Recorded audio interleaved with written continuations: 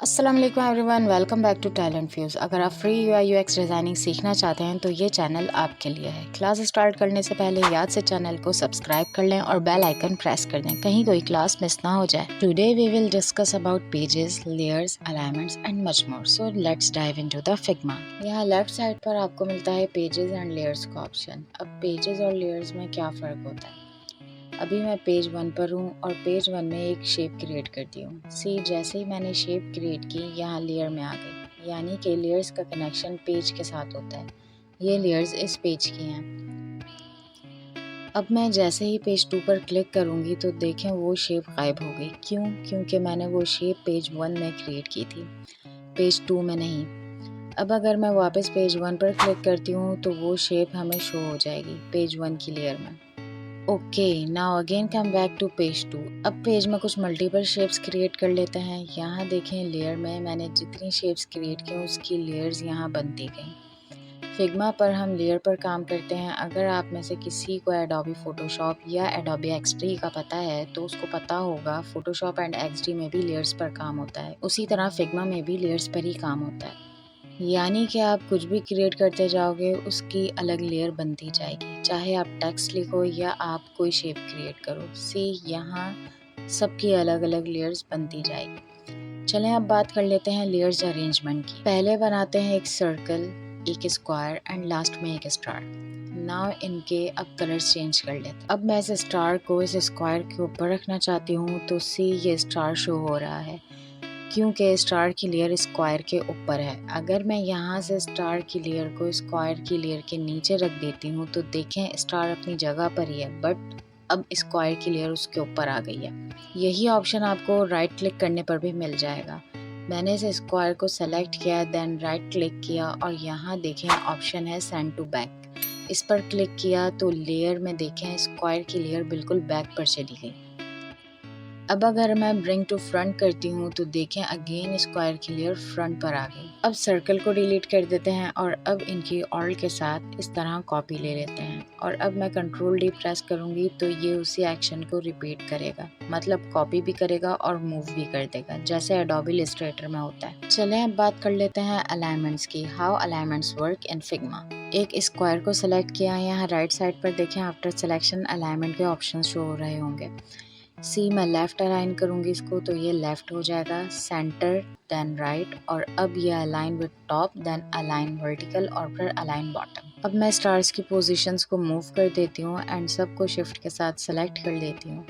मैं इन सबको horizontal centre करना चाहती हूँ तो मैं इस पर क्लिक कर दूँगी तो देखें ऑल स्टार सेंटर में आ गए।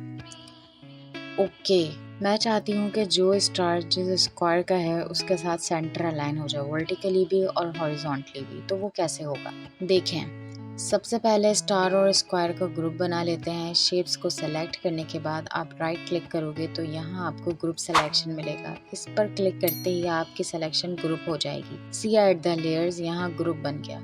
इसी तरह हम दूसरा भी ग्रुप बना लेते हैं। दोनों शेप्स को सेलेक्ट किया, कंट्रोल जी किया, ये ग्रुप की शॉर्ट की है।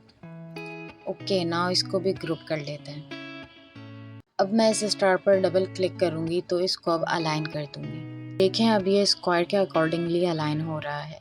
इस तरह हम इन दोनों को भी अलाइन कर लेते हैं। ओके, यहाँ अलाइनमेंट के लास्ट में 3 डॉट्स हैं। इस पर क्लिक करेंगे तो देखें हमारे पास और भी ऑप्शंस आ जाएंगे। इनको भी डिस्कस कर लेते हैं। अब जल्दी से कुछ शेप्स क्रिएट कर लेते हैं और इनके कलर्स चेंज कर लेते हैं। अब इन सबको सेलेक्ट करके यहाँ 3 डॉट्स पर क्लिक करते हैं और टाइडी अप कर देते हैं। ये क्या करता है, ये ऑल ऑब्जेक्ट्स के बीच में इक्वल स्पेस ऐड कर देता है। देखें ये सारे ऑब्जेक्ट्स को ऊपर ले गया, लेकिन इसने क्या किया, इसने सारे ऑब्जेक्ट्स के बिटवीन इक्वल स्पेस दे दिया। एक और चीज़ आपने नोट की होगी, इन शेप्स के सेंटर में रेड डॉट शो हो रहा है। मैं इस शेप को पकड़ कर नीचे वाली शेप पर ले जाऊंगी तो ये रिप्लेस कर देगा शेप को। देखें इसने अलाइनमेंट ख़राब नहीं की, जस्ट इसने शेप्स की प्लेसमेंट स्वैप कर दी है। नाउ अब बात कर लेते हैं डिस्ट्रीब्यूट वर्टिकल स्पेसिंग क्या करता है। इस पर क्लिक करेंगे तो देखें ये सारे ऑब्जेक्ट्स को नीचे ले आया और इक्वल स्पेस दे दिया। And last distribute horizontal spacing, ये हॉरिजॉन्टली स्पेस ऐड कर देगा। लास्ट में बात कर लेते हैं आप अपनी लेयर के नेम्स रीनेम कर सकते हो या नहीं। جی بالکل آپ کر سکتے ہیں۔ آپ اس طرح اپنی لیئر کے اوپر ڈبل کلک کریں گے تو آپ ٹائپنگ موڈ میں انٹر ہو جائیں گے تو آپ رینیم کر سکتے ہیں۔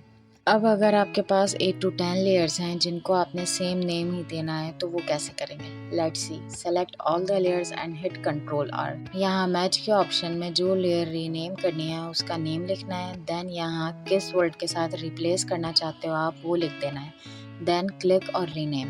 اور اگر آپ نمبرز ایڈ کرنا چاہتے ہیں تو کیسے ہوگا؟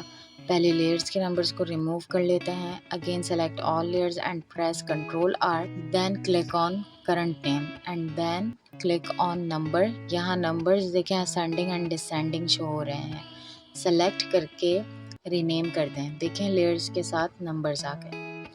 آئی ہوپ آپ کو آج کی کلاس سمجھ آئی ہوگی۔ اگر پریویس کلاسز مس ہو گئی ہیں آپ سے تو آئی بٹن میں اس کے لنکس مل جائیں گے، اور اگر آپ پہلی بار میرے چینل پر آئے ہیں تو چینل کو سبسکرائب کرنا مت بھولیے گا۔ تو ملتے ہیں نیکسٹ کلاس میں، اپنا خیال رکھیے گا، اللہ حافظ۔